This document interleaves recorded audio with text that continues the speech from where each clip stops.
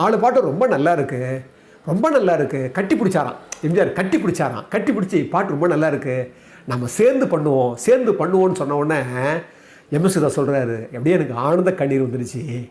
அவர் சொன்ன மூர்த்த வேலை, அந்த மூர்த்தன் அதுக்கப்புறம் நான் பெரிய மியூசிக் டைரக்டர் ஆகிட்டேன்.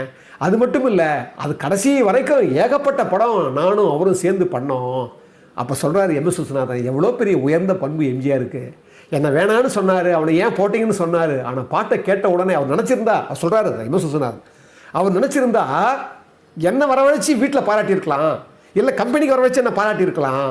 அது மட்டும் இல்லை, என்ன என்கிட்ட எதுவுமே சொல்லிக்காமல் என்கிட்ட பேசாமல் நான் வேணான்னு சொன்னால் நானே அங்கே நேராக போனால் தான் சரியாக இருக்குன்னு சொல்லி கம்பெனியில் ஃபோன் பண்ணி என்னுடைய அட்ரஸ் முகவரியெல்லாம் கேட்டுக்கிட்டு வாங்கிக்கிட்டு நேராக சொல்லாமல் கொல்லாமல் என்கிட்ட வந்தார் பாருங்கள். வந்து என்னை கட்டி பிடிச்சிட்டு அந்த பாராட்டினார் பாருங்கள். இனிமேல் நம்ம சேர்ந்து பண்ணுவோன்னு சொன்னார் பாருங்கள். அதுதான் எம்ஜிஆரோட உயர்ந்த மாண்புன்னு